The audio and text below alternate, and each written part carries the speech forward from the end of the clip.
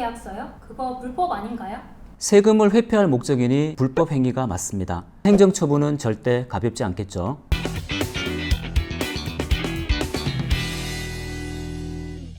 안녕하세요. 빌사부 김준영입니다. 오늘은 어떤 얘기 들려주실 건가요? 부동산 매매 계약에서 실제 가격보다 낮춰서 이른바 다운계약서를 작성하는 경우가 있죠. 다운계약서요? 그거 불법 아닌가요?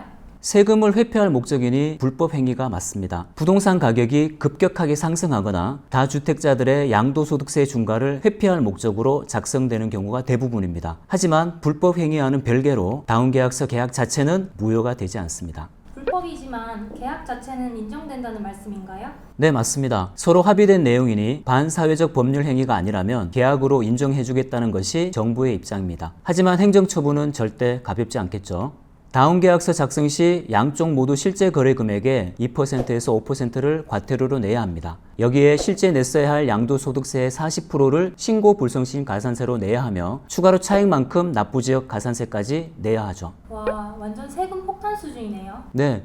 그럼에도 불구하고 매수인은 취득세를, 매도인은 양도소득세를 줄일 수 있다 보니 이런 이해관계가 모여져 자연스럽게 관행으로 자리 잡게 되었죠. 지금은 탈세 리스크도 크고 2007년 도입된 실거래 신고제도 정착으로 예전만큼 성행하고 있지는 않지만 아직도 종종 거래되고 있는 건 사실입니다. 그러면 다운계약서 사고 사례도 들려주실 수 있나요? 주로 계약 당사자 일방의 변심으로 발생하는데요. 우선 매수인이 매도인의 계약 위반을 사유로 매매 계약을 해지할 수 있는지를 사례를 통해 살펴보도록 하겠습니다. 10억의 매매 계약 체결을 한 후에 매도인의 요구로 9억의 다운계약서를 쓰기로 합의를 합니다. 하지만 매수인이 뒤늦게 다운계약서 작성을 거절하였고 이에 매도인도 10억 원의 계약에 소유권 이전 등기를 거부하게 됩니다. 매수인도 가만히 있지 않았겠죠. 곧바로 매도인을 상대로 계약 이행 촉구 소송을 하게 됩니다. 위 사건과 관련하여서 대법원은 매수인이 비록 합의된 다운계약서 작성을 어긴 건 사실이지만 다운계약서 작성은 매매계약에서 부수적 채무에 불과하며 매수인이 이를 위반하였다 하더라도 매도인이 이전 등기를 해야 한다고 밝히고 있습니다. 즉, 탈세를 목적으로 이루어진 특약을 계약의 주된 내용으로 볼 수 없다는 얘기죠. 그렇다면 매도인 측에서는 다른 권리를 주장할 수 없나요?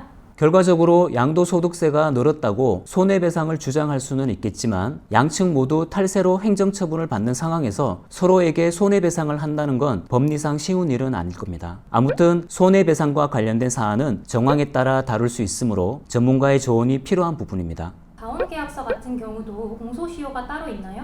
네. 다운계약서의 공소시효는 10년인데요. 잔금 기준일이 아니라 양도소득세 신고 기한일로부터 10년이에요. 양도소득세는 잔금일이 해당하는 월의 말일에서 2개월 이내에 신고해야 합니다. 만약 2023년 9월 1일에 잔금을 했다면 11월 30일까지 양도소득세를 신고해야 하는데요. 만약 이 거래가 다운계약으로 진행되었다면 2023년 11월 30일부터 10년이 공소시효가 되는 셈이죠. 자진 신고하면 감면도 해준다던데요? 네. 리니언시 제도라는 게 있는데요. 조사 전에 자진 신고하면 100% 면제가 되지만 조사가 들어간 후라면 50% 감면을 받으실 수 있습니다. 단 과태료는 경감되지만 양도소득세나 취득세 가산세는 내셔야 하고요. 오늘 또 좋은 말씀 감사합니다. 끝으로 하실 말씀 없으세요? 요즘은 실거래 금액이 모두 공시되다 보니 다운계약의 정황을 찾는 것은 크게 어려움이 없습니다. 게다가 적발 시 무거운 처벌이 뒤따르므로 눈앞의 이득에 흔들리지 말고 성실한 신고 납부를 권유드립니다. 더불어 구독과 좋아요, 알림 설정도 살짝 권유드립니다.